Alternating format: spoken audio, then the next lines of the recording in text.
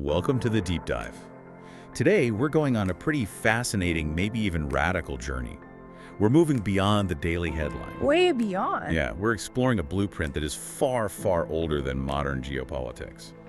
Our source material suggests that the current crisis in the Middle East is really an echo. An echo of an architectural plan, a spiritual structure that is now finally demanding to be completed. Right, so we're not treating the Israel-Gaza conflict as just, random political chaos or some kind of inescapable fate. No, not at all. The sources are asking us to view it as a pattern, an intentional, albeit very painful pattern in the grand design of reality itself. The core idea is that the world was built with a fracture in it. And it's our job to mend it. Our job to mend it. Okay, let's unpack that blueprint idea right away because it sounds like some kind of cosmic construction project. It sort of is. The sources quote ancient texts, like the Zohar, saying the Holy One, blessed be He, looked into the Torah as an architect looks into his blueprint and then created the world. But here's the kicker. For the midrash, This is the crucial insight. it says God intentionally did not make a single thing completely perfect in order that man might repair it after him. And that's tikkun olam, repairing the world, but not just a social justice. It's woven into the cosmic structure from day one. Think of it as a deliberate fault line in the universe. A placeholder. A cosmic placeholder, exactly, waiting for conscious human effort to complete the job. Our mission in this deep dive is to trace how this initial design, which required separation to even function, created a kind of generational trauma. What the sources call the primary problem. Right, and how the Torah itself holds the map for reconciliation. So let's start at the very, very beginning. The metaphysical impulse for this separation. If the goal is unity, why on earth start with division? Why did the infinite oneness, the all, decide to fracture itself? Well, it's the paradox of experience, isn't it? If you are everything, you can only know yourself conceptually. There are no surprises, Yeah. no choice. Exactly. The creator needed an other to see itself in action. The sources describe creation almost like a game, saying the creator wished for it to be, and I love this phrase, more jollyful. I like that. Yeah. Yeah, and that required an arena where parts of the one had genuine, unscripted choice. And to have a game, you need individual players. You need beings who can say, I am. Which brings us to this really necessary but also painful stage of human evolution, Yeah. the hardening phase. We didn't start as independent thinkers. No, we started in a kind of dreamlike clairvoyance, part of a collective soul, and the sources attribute this huge transition, the forging of the distinct I, to the divine force known as Yahweh. This was the preparation for self-consciousness. It was. To create a thinking, reasoning individual who's capable of true freedom, the divine had to reveal itself from the outside, as an objective reality. Abraham was chosen for this. Why him specifically?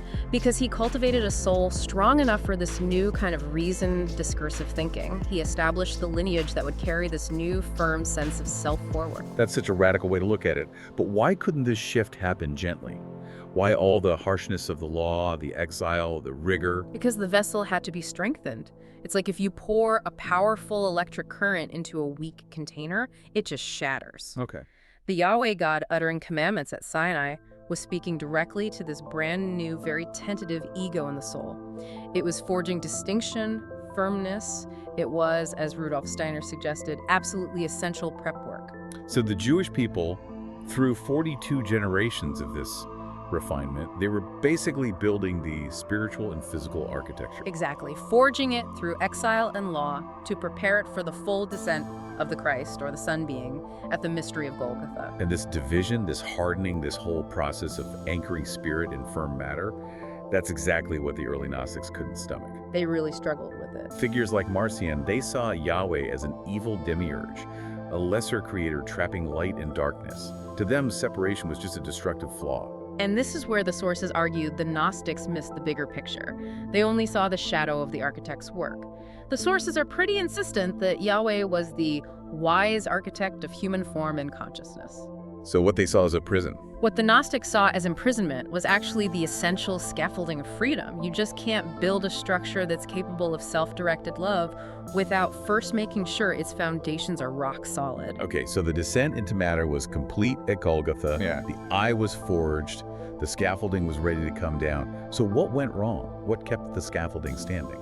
The ascent was meant to begin right then, but there's an inertia in humanity, a tendency to let that cocoon of hardness cling on. So that firm intellectual boundary, which was a tool for survival. It turned into a rigid prison. And that's where the sources bring in this idea of the Ahrimanic stumbling block. For anyone listening who's not familiar with this concept, how should we understand Ahriman here? Ahriman isn't your traditional fiery devil. It's more of a cold, isolating impulse. It's the push toward absolute materialism, rigid intellectualism, fixed dogma. So it loves the separation. It clings to it, to the tribe, the fixed identity, the religious belief, and it prevents that great release into conscious, free-willed unity. It wants to fossilize the blueprint at the separation stage. Which brings us directly to the modern day and to the primary problem. If Ahriman loves rigid separation, what does that look like when it gets mixed up with historical trauma? It looks like the primary problem. It's defined as Israel's generational survival reflex, forged under 2,000 years of persecution, exile, genocide. It's trauma. And that trauma-born reflex hardens into self-priority. Right, where self-preservation becomes the absolute overriding principle. And you see this in political actions, like the instinctual labeling of any honest criticism as anti-Semitism. It becomes a defensive reaction. Just shoring up the eye at all costs. At all costs. What's really fascinating here is the magnification effect the sources describe Israel as a microcosm of the entire planet Earth. So if the microcosm acts on fear and separation, that imbalance gets magnified globally. That is a terrifying thought. It is, because the survival reflex can actually compound the global threat. It creates what the sources call the polarity trap. If we borrow a line from the Kabbalion, all truths are but half-truths. Every truth is half false. And the trauma reflex makes it impossible to see the other half of the truth. Exactly. They correctly see the very real existential threats, the terror charters, the apocalyptic goals of extremist groups. That's real. But their lockdown defensive posture alienates allies and locks them into this rigid, one-sided view. Making them susceptible to Ahriman's trap. Perfectly susceptible. When you prioritize survival over the actual calling to be a light unto the nations, the whole blueprint starts to malfunction. So we've identified this global trauma pattern.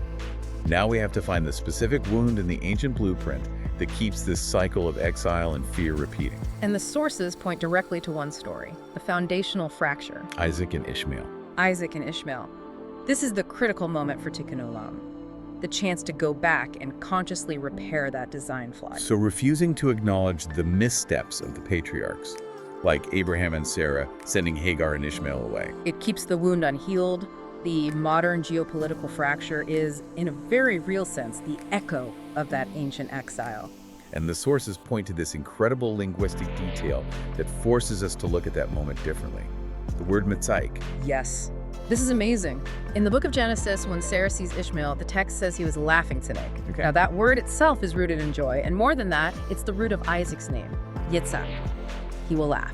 Wow. So the brothers are literally united by the sound of their joy. They are united by laughter. But Sarah, out of fear for Isaac's inheritance, that self-priority instinct kicking in, she interpreted that exact same word, mitzaik, not as joy, but as mocking, scorn. And on the basis of that interpretation, she demanded their exile.